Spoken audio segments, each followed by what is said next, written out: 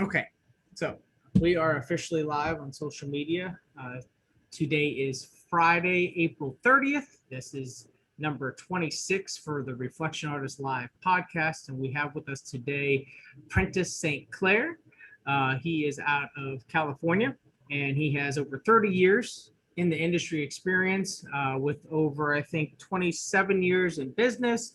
He's been a consultant, a trainer, and he's got quite a few accolades under his belt in regards to what he's done in the industry, what he's done in his own business, and of course, what he's done for the industry with the IDA and things of that nature. And that's kind of what we're going to dive into. So those of you listening or watching can better learn who Prentice is and what he's done for the industry, and of course, about his business. And maybe you guys could pull some little golden nuggets of knowledge to help yourself out in your business as well. So Prentice, thank you for being on number 26, Reflection Artist Live. And I know we had some technical difficulties on Wednesday, so we moved this forward to Friday. So we're still capturing it within the same week, which is good. So, Trying. yes. Thanks for having me, Justin. Yes. So background wise, where it all started and how you got into this wonderful world of detailing. Well, I got that picture up there of you and I at your shop. This from a few years ago, but I'll switch it up to show you the humble beginnings of my business. I was a mobile detailer starting in full time in '94 with my orange Volvo station wagon and lots of equipment and stuff. None of it extremely professional, but it got the job done. And what made you like start this though? Like what was thing that motivated it? So I came to San Diego to start my career. I was working for the Department of the Navy for 5 years. Wow. They had in the 90s, they had the base relocation and closure thing. And my position was so new that they just said, yeah, we don't need that one anymore. It was nothing personal. It's just the position wasn't necessary. I had the opportunity to move to Orlando or to Memphis, and we had a new family. So I just said, I've been detailing as an avocation for 10 years. I already have 80 customers on the books. Might as well just start this business. And, friends and neighbors were encouraging of that. They said, you should start your business. So I did. And it was definitely a struggle for the first few years. And it took. And how old were you at that time? God, that's a good question. I had 31, I think, 32, something like that. Okay. Yeah. So your early 30s when you got started? Well, you said you'd also been doing it 10 years off and on. Full time. I mean, I was detailing cars for money for years before that. Even when I was working at the Navy, I had a couple of weekends a month when I would be out there earning cash. It was awesome. So that's when I started. Nice. So I see that you had a lot of materials and things that you bought. So what was your connection back then in regards to purchasing that whole amount of products and tools and things of that nature? Well, there was a distributorship here in San Diego called Auto Beauty. They featured pro products. And actually, one of my first, my teachers in detailing was Bob Myers from Pro. Oh, so, wow. Yeah, so I have a very fond relationship with Pro Products and Bob and John Bell, and they've always been very supportive in the industry and of me. And Bob was a great first instructor, and Brad Burford, who's the grandson of so and so, or I can't remember what his relationship. He also taught me how to high-speed polish. So those were the early days of. I'll tell you one of the things I did though when I found that place. It was like walking into heaven. Like, look at all this stuff. Oh my gosh, because I had been buying from, AutoZone or whatever it was back then. So, and then they had Saturday seminars a couple of times a year and a tech night. And I'd go to that stuff and learn more things. So yeah, I got into trying to learn more early on. And I realized too early on that the detailing profession needed an injection of professionalism desperately. So many of the people back then that I knew in the profession was just like, these guys are just sort of winging it. They don't really understand what it means to have a business and take care of customers. So. No, that makes sense. That makes sense. And so when you got involved, how long were you working out of that vehicle? Well, okay, truth be told, I still have a Volvo station wagon. It's not that one. I was one of these guys who never got into the fancy rig with the water tanks and I just got stuff as I needed it. Most of the detailing I did was on private property at the vehicle owner's home. And I had access to water and power. I really didn't need all that stuff with me. I totally get the concept of being able to go anywhere at any time and take care of a car. That just wasn't my business model. So I was able to stay in a station wagon, for to this day. When I go out and do mobile stuff, it's real simple, real straightforward. Well, I think in those early days too, I mean, it wasn't common for people to have their own water and things of that nature. I mean, it was probably, you've seen it, it wasn't as common as it is today. Not as common, but it was still out there because I remember getting pushback about that. Where's your van? Where's your this? Where's your that? It's like, really? I didn't need it. Yeah. Well, those were the days that people were finding any way to tear you down that they could. So yeah, get a better price, right? Yeah, exactly. Wow. And now for those days, for that time frame in that period of detailing, what kind of services were common then? I was doing regular washing and also just detailing, regular washing and detailing. That's really all it was. I had a pretty straightforward menu that I keep to this day. It's inside detail, outside detail, or both, and then a bunch of add-on custom add-ons that the customer could pick based on what they wanted or what the car needed. I really started out with the mobile washing, and because that was an easy way to get into customers' homes and get more customers, because I would be somewhere and the neighbor would walk over, and pretty soon I had 3 houses on the same street on Monday mornings, and I did mobile washing for 4 or 5 years. And I'll tell you, that one of the things I learned early on was I wasn't charging enough, and it was I was wasting a lot of time. So very early on, I think within a year of starting, I doubled my prices on washing. And the funny thing is, and I tell that to anybody listening now who's starting out mobile washing, and you're doing the $25, $35 mobile washes, and you're killing yourself. Yeah. That was one of the best moves I ever made, was to double the price. I gave everybody a 30-day notice, and half of my customers were pissed off and they went away. Guess what? It didn't matter, because the other half were paying twice as much. And then I had all this extra time to actually do detailing, which made more money. Yeah. So, I quickly got out of the mobile washing. The funny thing is, now somebody asked me for a regular wash schedule, and it's very expensive.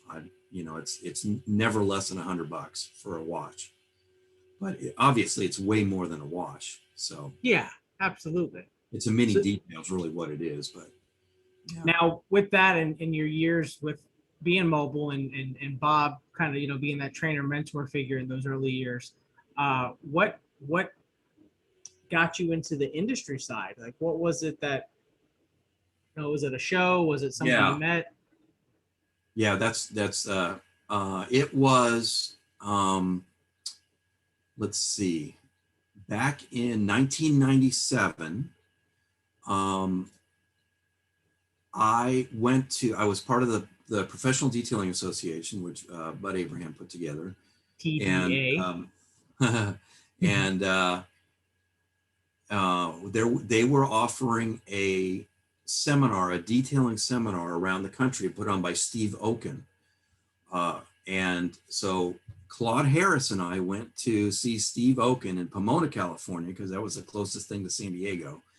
And we spent all day there. I was the only one wearing a tie, what a goofy guy. But anyway, one of the things I learned in multi-level marketing is when you go to a meeting, be the last one to leave, because that's when the golden stuff happens. And that's what Claude and I did, is we stayed after and said, hey, Steve, can we buy you a drink? Can we chit chat about this, that, the other thing? And that's when Steve saw a spark in my eyes about my passion for the industry. and he got me connected with ICA, International Car Wash Association, because they needed some articles on detailing, and that started the whole thing. Writing articles, writing is second nature to me, so it was really easy to do that. And then putting on presentations at the ICA shows on the detailing side, or managing the detailing roundtable on 7:30 on Tuesday mornings during their show. Oh, wow. Yeah, and then just walking around the trade show floor and meeting some of the other big hitters in the industry, and it's all about connections. It's so important to make connections in this industry because you never know what's going to happen. No, whether it be 3 years, 5 years, or 10 years down the road, where you already had that somewhat foundation built, but then something came up as an opportunity to build on even greater. Precisely, and you and I have both benefited from those connections in our own personal businesses. I'll tell you, there were people that I would see at the ICA shows every year, ICA and Western Car Wash Association, and I just come up and say hello and chit chat and say how you doing. I don't want anything out of it. I just want to say hello and get to know you. And you're right. 5 years later, so one of those people would call up and say, hey, I got this project with this detailing thing and I need some help understanding the detailing side of it. You get paid a few $1,000s for a gig like that. So it's important to make those connections for sure. So, and this is a great point, a detailer at a car wash show, right? So most detailers, when they hear about a car wash, it's nails going down a chalkboard, right? It's like, no, get away from the car wash kind of thing. Yeah. But how important was that to have that cross connection and be there? Because explain on the importance of what these car wash guys are looking when they add detailing and what they look for while we're there. Well, yeah, there is sort of a wall up between car washing and detailing, and when I say car washing, I mean the brick and mortar traditional corner car wash. Tunnel wash, yeah. Yeah, but a lot of them do offer detailing. Express detailing has been popular for years. That's sort of the 15-20 minute service, just a quick get in, get out. It's almost like the analogy in gardening would be mow, blow, and go. Just get in, get out. But there are some car washes who offer full service detailing, and there are some car washes owners and managers who realize they don't know what they don't know about detailing. And I'm still pushing, like at Southwest Car Wash Association coming up in June, I will once again be pushing the use of steam for carpet cleaning. Because typically they're leaving the carpets completely soaking wet using an extractor, throwing it in the trunk of the car where it just gets moldy because the customer forgets about them. It's just, so I've been pushing clay and seal, using the wonderful spray sealants we have now as a lubricant. And, so there is a connection there. And also, even at a car wash, you never know if you're going to make a connection with that owner from the standpoint of them sending you work or maybe hiring you on a couple of days a week to provide detailing at the location. You just never know. Plus at the detailing shows, there's usually, at the car wash shows, there's usually some kind of presence in the detail industry. Some of the big hitters, McGuire's Pro, P&S, Big Chemical, Stinger for sure. Big chemical companies are there, and you can make contacts with those folks as well. Yeah, and there's a huge cross-reference of application with these chemicals, because even though that they're super concentrates in the, car wash industry, some of those also relate to the detailers and vice versa when it comes to that chemistry. But it's all one big playing field, right? We're all in the same arena to care for vehicles. Yes. Yeah, and so there's definitely a huge benefit there. And that's where I think a lot of these guys, only focus on the detail shows. But I think that these car wash shows, especially since I've been to them, hold a lot of value and have an importance as well to attend. Absolutely. I wouldn't spend thousands of dollars to go somewhere to go to a car wash show. But if you're not too far away, it's definitely worth it at least once to show up and watch and walk the trade show floor and see who's there and who's not there. And then, they'll have some educational sessions, which, some of them are general business sessions, which are pretty darn good. Yeah. Car washing is a huge industry in the world. So, yeah, so it definitely pays to at least go once and check it out. And, typically the International Detailing Association will have some kind of a presence at a car wash show more and more these days as they see the value of our community. being affiliated with the car wash associations. We'll provide some educational sessions. Many of the trade associations offer booth space for other trade associations. So the IDA, for example, will typically have a show booth at Southwest Car Wash Convention, International Car Wash Convention, and some other ones, some other regional ones. I personally, the first time I went to one, it was like a circus. There was so many bells, whistles, and lights from all those little tunnel options that you could get into. I was overwhelmed visually. Yeah, it really is amazing when the first time you go, and they'll have full tunnels set up on the trade show floor, complete car wash tunnels. You just want to go through them yourself. Yeah, you can walk through them. They're not washing cars, but all the equipment's there. Yeah.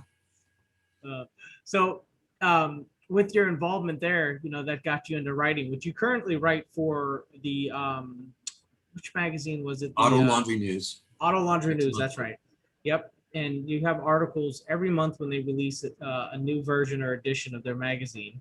Yeah. And every article, every time is always different. Got to show off a little bit. Yep. I made the cover of Professional Car Washing and Detailing. That was. I couldn't even see you with your mask on. Yeah, right. Who is that guy? It's not really you, is it? That's a stock photo from Google. Yeah. Or it's probably going to become one, and then you'll see somebody rebadge it with something. Whatever. If it makes them money, great. Yeah, and those articles have been super helpful because, I mean, you really dive in. You really get elaborate in regards to the subject area that you're covering, and you do a really damn good job at covering that thoroughly. And, for a lot of the guys that are looking and hungry for knowledge, definitely get your hands on that because you have your article. There's a couple others that write articles. Just, I think overall, there's some good information in there to pick up on, especially some of the stuff you dive into that are problem areas in our industry that need better education on. Yeah, no, I appreciate that. And the fighter jets are taking off across the way. I don't know if you can hear that or not, but God blessed me with the gift of communication, and so I've always been a good writer. From grade school, I was a good writer. I don't know, it's just part of me. So when I realized that the industry needed professionalism, that was the easy way that I could contribute. Back in the late 90s and early 2000s, the trade magazines, that's where you got your info from. Yeah. So, and they are always looking for content. So it was really simple to make that connection and start providing those articles. And, the articles I've been writing for Auto Laundry News since 2004. So there's tons of those online. Wow. I have a package called Ideas for Success, which is a compendium of 100 articles that I wrote over the years, training videos. A lot of people don't like to read nowadays, but for those who do, there is a lot of information. I tend to pack a lot of info in my articles, and we do talk both on technique, but also the business side of it, which is really, really important. And I like to talk about the things that have worked well for me and worked well for others that I've worked with over the years to improve the business and make more money. Now, with your track record of your detailing business and then getting more involved on the industry side and being able to write these articles, how did you balance that? Like, what did you have your evening time and your downtime to approach that? How was that balanced for you? Yeah, typically in the early days for writing articles and stuff, it would just be, like you said, the evening time or early morning time. And then, as I started to get into providing presentations for some of the trade shows, then you just put it in the schedule and, a customer would call and say, hey, I need my car detailed this week. And say, well, I'm booked up this week. They don't need to know that I'm going to a trade show. It doesn't really matter. Correct. And actually, as I got more involved with that, it was part of my my persona as a professional detailer is like, not only am I cleaning your car, but I'm also one of the industry experts. So you are being serviced by somebody who educates the industry, and that has been a huge boost in my credibility for my customers and the people that I know from my, for example, networking groups. To be able to put up these background photos during during the Zoom meetings, and then, you know, at presentations. I mean, you know, that's it. Who else are you going to go to, right? Yeah. Yeah. No, when you're looking for a local expert in your market and they have this resume of credentials, why Right. wouldn't you want to use that guy? Right. No, I mean, the only thing that's conflicted with most people is pricing, but you pay for what you get for anything. Yeah, and you know that's interesting. The question of competition came up recently, and really, people would ask me in the early days, "What do you do about your competition?" I'd say, "I don't do anything. They're doing their thing. I'm doing my thing. My purpose is to make sure you, as my customer, is 100% happy with what I did and be the best service provider I can for you. If I do that, the competition has nothing to do with it." And I support my competition here, and I've been blessed to be able to narrow down my business to just my local community. And really, I'm the detailer in Point Loma in San Diego, and and there's a couple other guys that operate here, and I actually support them, you know, because there's stuff that I don't want to do, and they're happy to do it because they're younger in the industry. That's great. I would rather do that than to badmouth my competition or try to, I don't know, act superior over them. That's not the point. No. There are certain customers that want my service, my level of service, they're willing to pay for it. And the ones that don't, or the price is too high, because I get phone calls off of Yelp and Nextdoor and stuff like that. And, you know, the first thing I ask is, how much is it? And I tell them, you know, I tell them exactly what it is. And they'll probably go away. It's too much. What's funny is, in the last few weeks, there have been people that actually been calling back and saying, you know, I talked it over with my husband or my wife. We actually want you to do the work. And I think what's happening is they're going out and talking to other detailers and finding out, wow, we really need to be careful about what we're doing here in our selection process. And then they see more reviews online. So Yeah, that helps a lot for sure. So with the resume you did build, at what point was that transition into going into wanting to be a trainer and start actually exercising being a trainer? Like, how did all that evolve?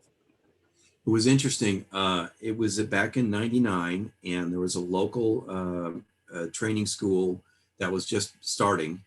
And so I got involved with that, and it was Right Look, and that was in '99. And we put together videos, and I wrote 4 of their training programs, detailing, paint repair, interior surface repair, and glass repair, windshield repair. And then I was the lead trainer for those trainings, for about 5 years, 4 or 5 years.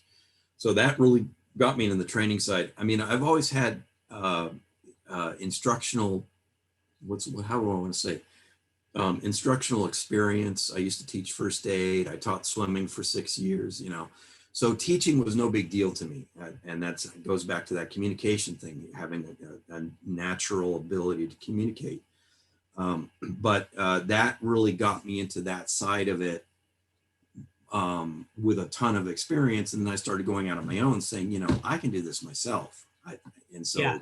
at those trade shows, talking with car wash owners or people that wanted to start a detailing business or ramp it up, then I started, you know, booking week-long on-site training for my own business, Detail in Progress.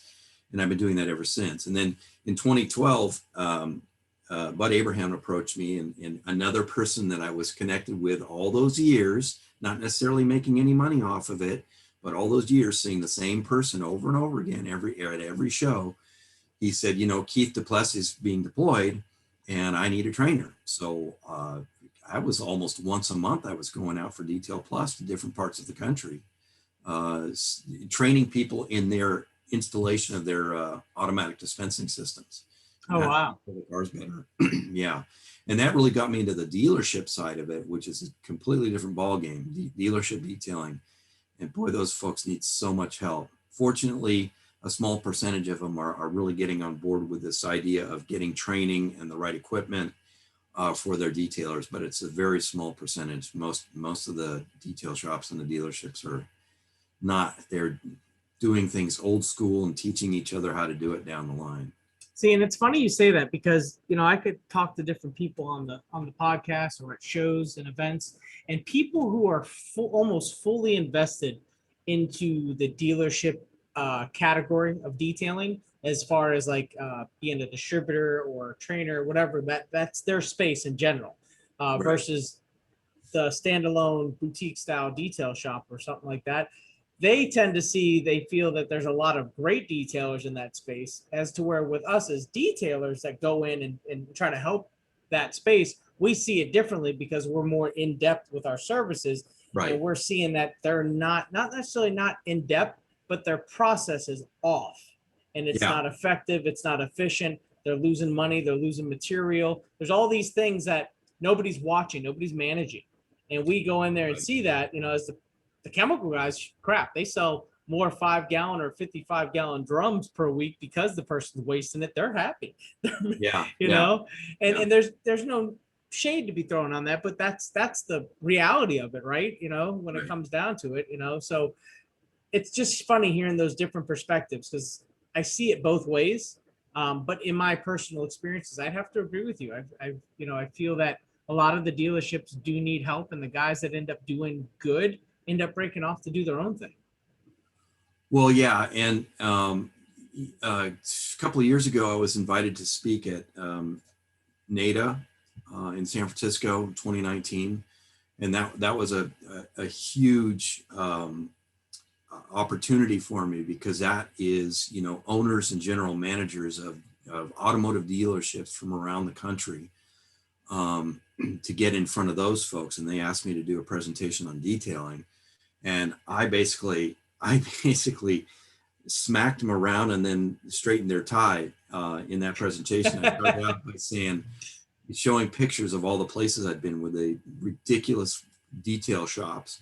And the funny thing is that the only department at a dealership that touches every single car that goes through, the only department that touches that is the detail department. They touch every single car that goes through a dealership. Yet they get the least amount of funding, the least amount of training, and the least amount of assistance. And the managers of the dealership expect those guys to bust out cars at ridiculous rates. Unrealistic most of the time. Yeah, 3 labor hours to detail a car from bumper to bumper, including the engine, and it better darn well look good when you're done. And the salesman constantly walking in and demanding this and demanding that. They're being torn. I've seen places where they expect them to mow the lawns and change the lights and do the lot washing, and they just can't. But they don't give them any money for equipment and chemicals. And you've got the 6 different trucks coming in to try to sell them on the latest and greatest thing, and they don't know anything about chemicals other than this guy said it's good. Yes. So, and we're kind of getting off on a tangent on this, but it's important for us to understand that there's a lot of people detailing cars out there who don't have access to information that we do. And whenever possible, we should try to help those folks out and get them involved in the IDA and get them to educational offerings around the country to help them understand there's a whole world of detailing out there that they have no idea about. Now, one fun story is that NADA presentation led to 4 consulting jobs. One of them was in Halifax, Nova Scotia, of all places. Oh my gosh. A dealership that had 16 separate dealerships and a huge detailing operation. And they had no idea about all the innovations of detailing, even though they had a huge detailing operation. So I went up there and opened up their mind. They showed up at Mobile Tech in 2019, in 2020. It was awesome. I was so happy.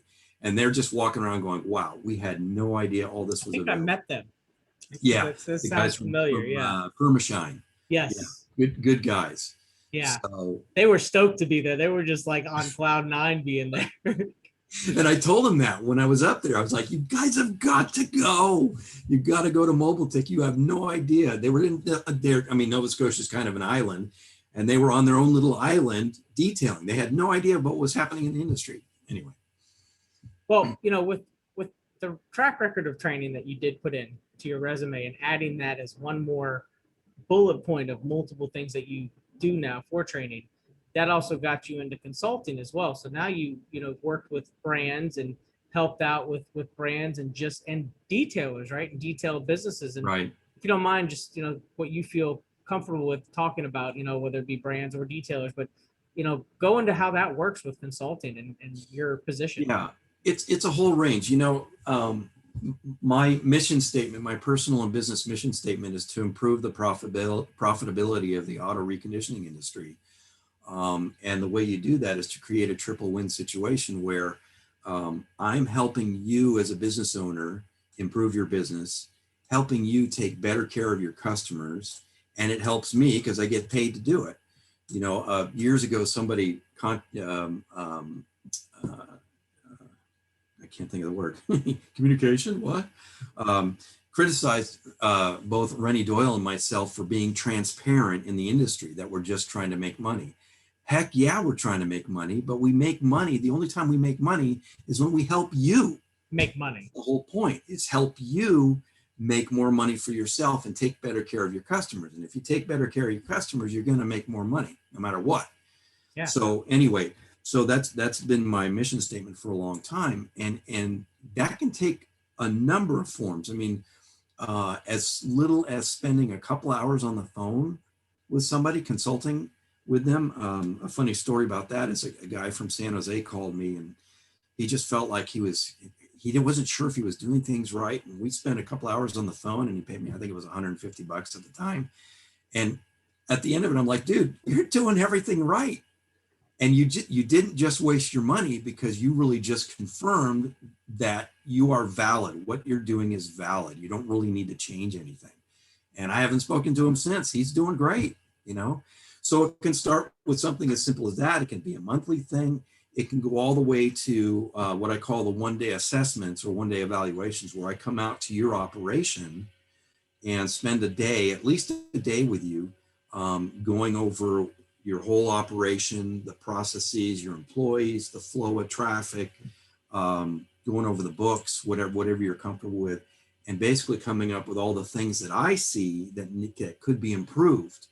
Okay, what equipment are you using? What chemicals are you using? What is your process? What's your menu like? There's so many common problems in those areas.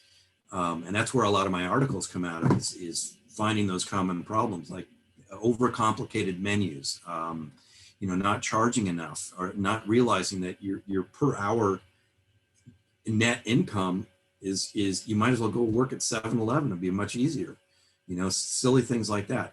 So, and then it can go all the way up to like a week-long formalized on-site training program, where we come in and completely change out whatever you're willing to do, your equipment, your chemical line, all the tools, all the silly little tools that we use, and then coming up with a different menu, an improved menu, and then learning the processes to take care of each one of those menu items. So teaching kind of a whole new thing, and that can take a week for sure. And that's for individual shops, whatever any kind of big organization, dealerships, car wash, all of that is in one scope of being able to. Any size organization. It could be, I've done it for individuals, I've done it for large dealerships. So yeah, it could be for any size organization. And I'll tell you the one thing, there are a lot of really good trainers in our country, and I can only hope to be as good as they are. The niche that I've carved out is the on-site niche. So let's say you've got a detail shop with 10 employees. How much is it going to cost you to come out to San Diego and spend a week with me with 10 employees? That's going to be a huge expense. Yeah. So what I do is I go to their location, and typically I try to combine it with that one-day evaluation, following up with, okay, here's what we need to do for you specifically. It's very customized and it's on-site. So we're dealing with your customers, your situation, your environment, your weather, okay, your shop, what you have in your shop, and teaching you how to do it better and make more money at it. I think too, what I like is, you know, with all the value that you bring to the table based on your resume, even though you've worked with many different brands, when you go into these scenarios, you're not making it a brand driven effort. you're trying to find the best fit of resource when it comes to materials, tools, chemicals, things like that, that fit the business of what they're trying to achieve, whether it be production, boutique style, whatever it may be.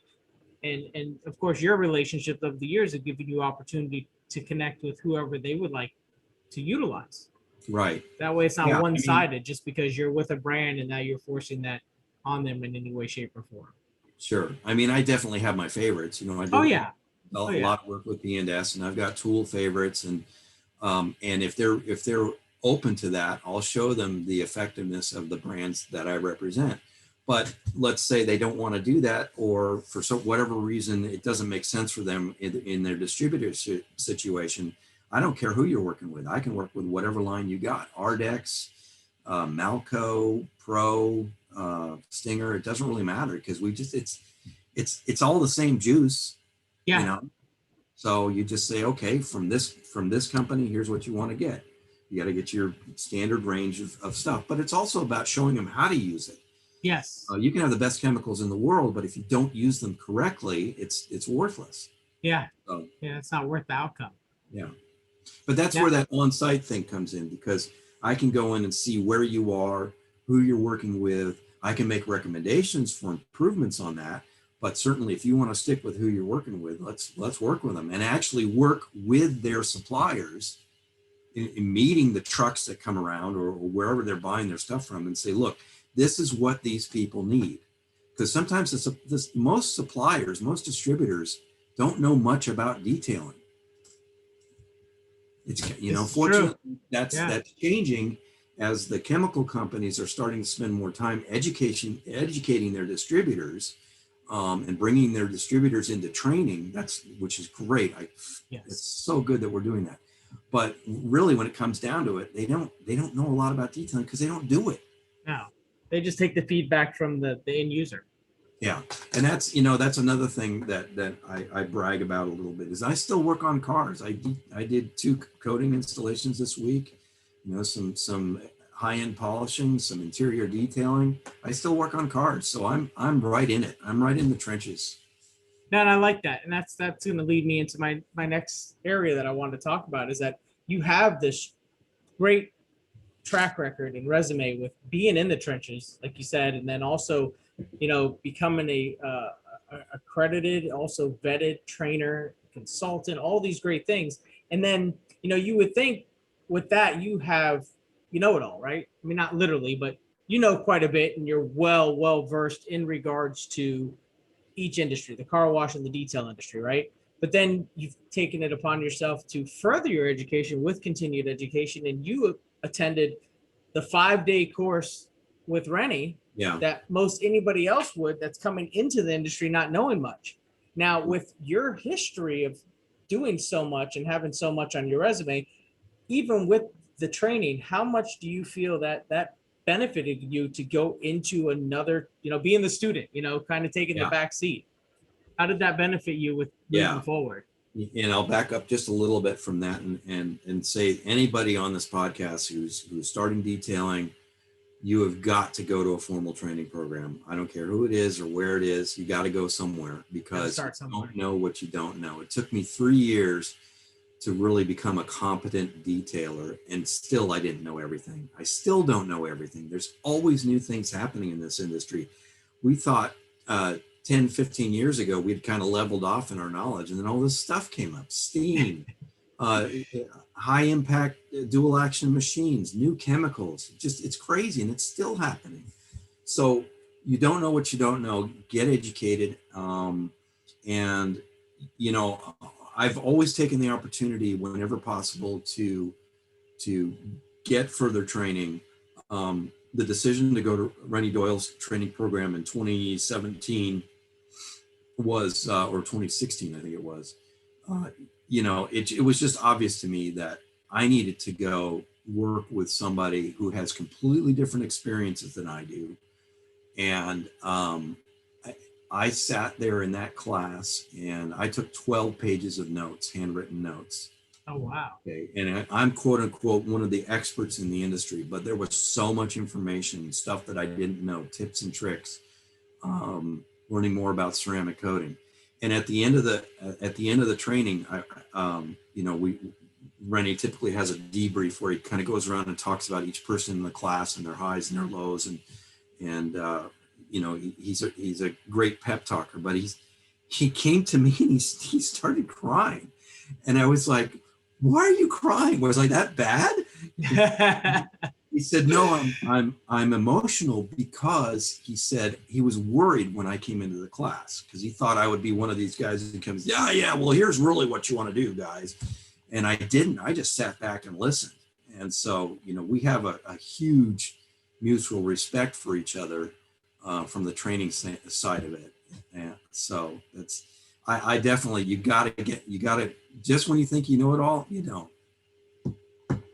And you can always learn. I learn from my students. So I do a monthly seminar at P&S in Hayward, California. And every time I learn something in that class, because there are people out there doing things that we've never seen before. Yeah. So.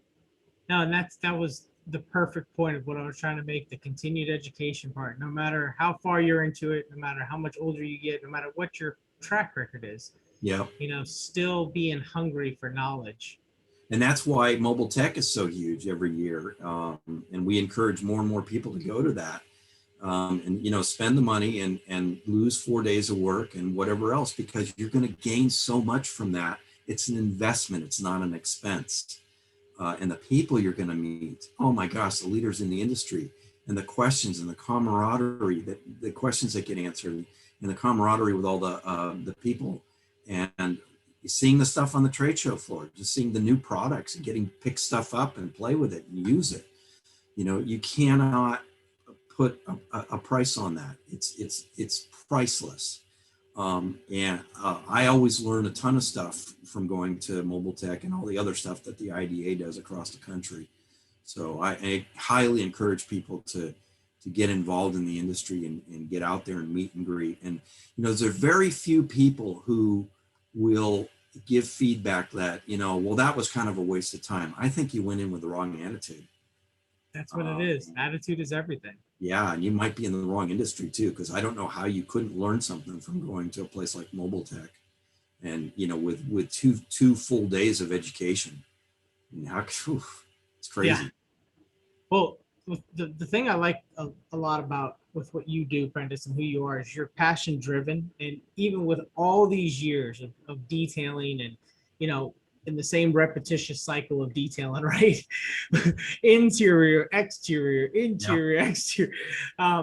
With that, it's led you into other positions, other opportunities, but you've been able to take those opportunities and run with them, which has allowed you to also not just make money with the day-to-day detailing like all of us do, but also make money in other aspects of the detail industry. So it's taking you away from, respectfully taking you away from the hands-on and being hands-on elsewhere with actually giving back with education. But it's made you very well-rounded with being able to work all those positions and still make a living and still have a career in the industry without having to be out there 5-6 days a week, cleaning and polishing a vehicle.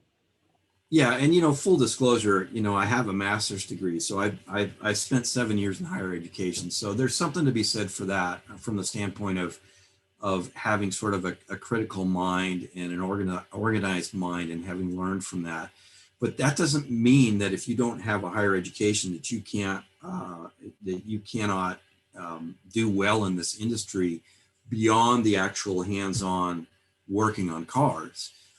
Because there's, more and more, there are detailers, everyday detailers, who are getting connected with companies and becoming spokespeople for those companies, and getting paid pretty handsomely for that too, I might add. I've been fortunate.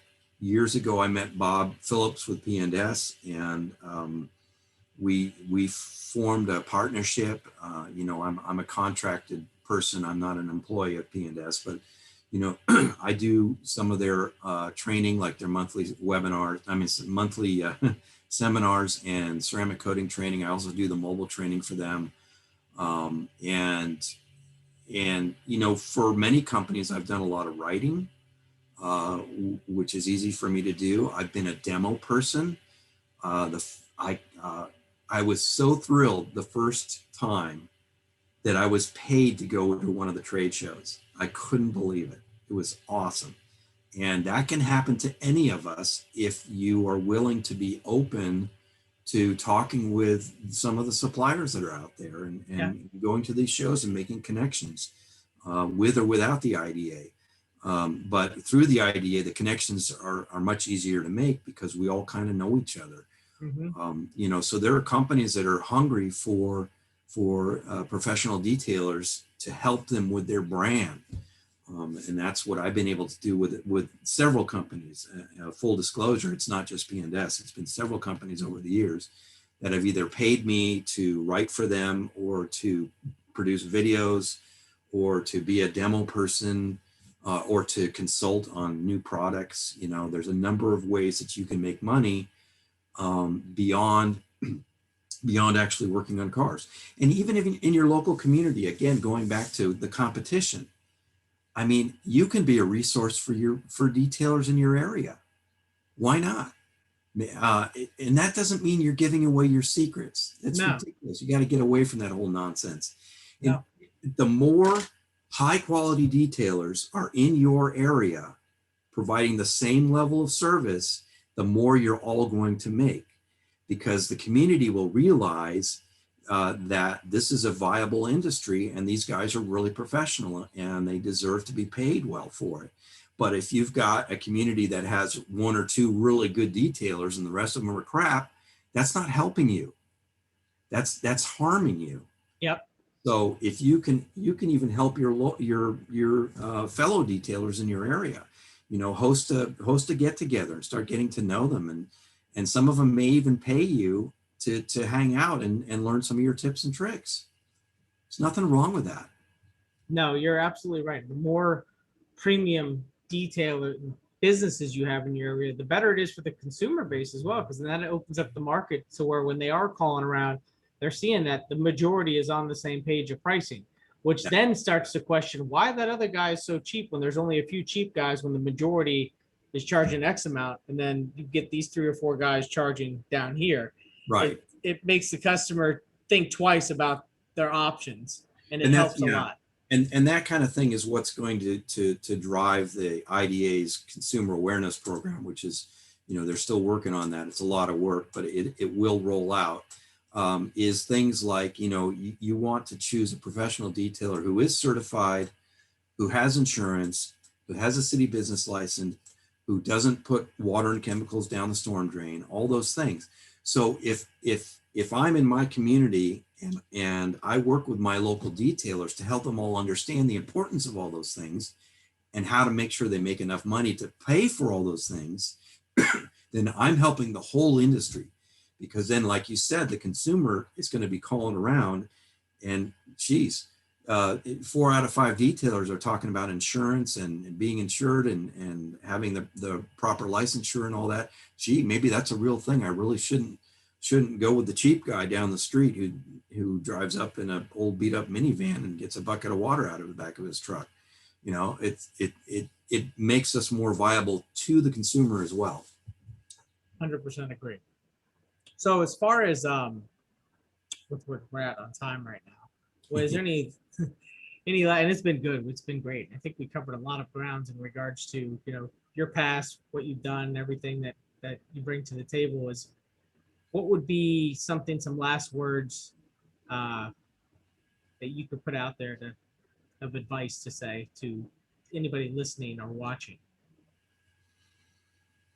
Well, number one, I would say get involved with the IDA, International Detailing Association.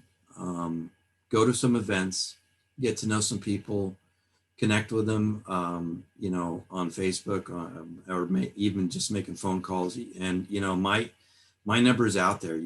Anybody that wants to call and talk with me, you know, a lot of times I have my earbuds in and I'm working on a car, but I'll chat with you all day long.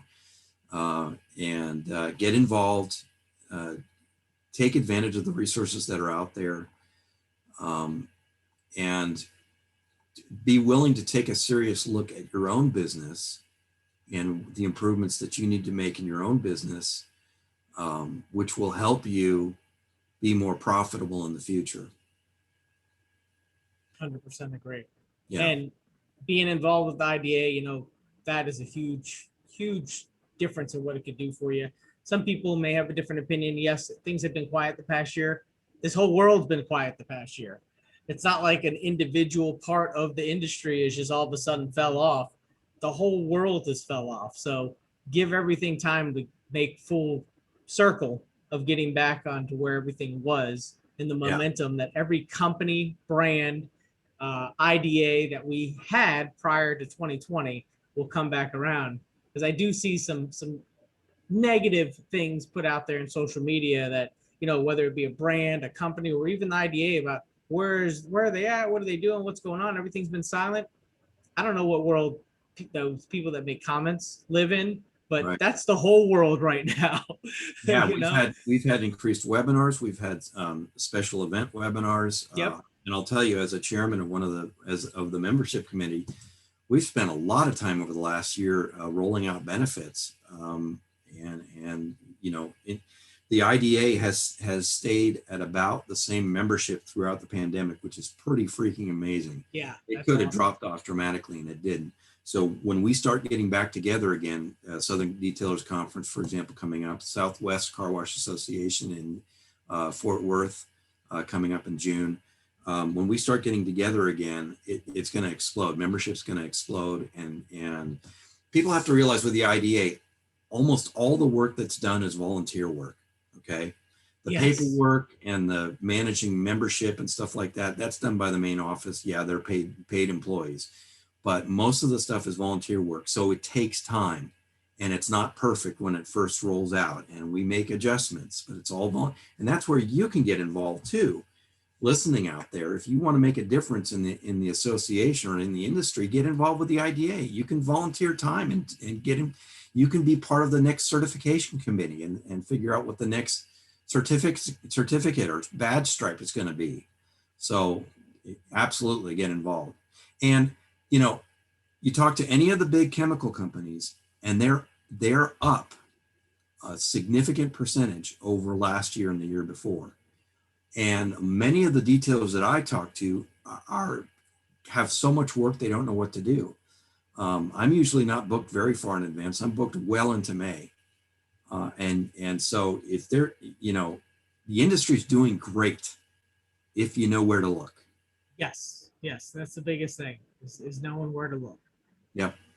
Social media is not always the best place to first look at. It's not. You can't pay attention to the naysayers because they're probably having their own personal issues or whatever, their business issues, and they're taking it out on the IDA. It's ridiculous. There's such a small percentage of people who feel negatively about the IDA, and it really makes you wonder, well, what's wrong with you? Yeah. I mean, what do we got? Nine international chapters now? 14? I don't know. It's crazy. Yeah, quite a bit. So we're bigger than the International Car Wash Association, and that used to be the granddaddy of them all. So yeah. Right. Well, Prentice, thank you for your time. Thank you for being on this number 26 episode of the Reflection Artist Live. I appreciate you taking the time out of your day, along with the rescheduling as well, to be able to do that. Much appreciated, and everything that we went over as well. It was, I think, really solid content that should help some people for sure. I hope so. And again, call me, email me, whatever. Justin, you've been a great friend for the number of years that I've known you, and yes, I look forward to that friendship continuing for sure.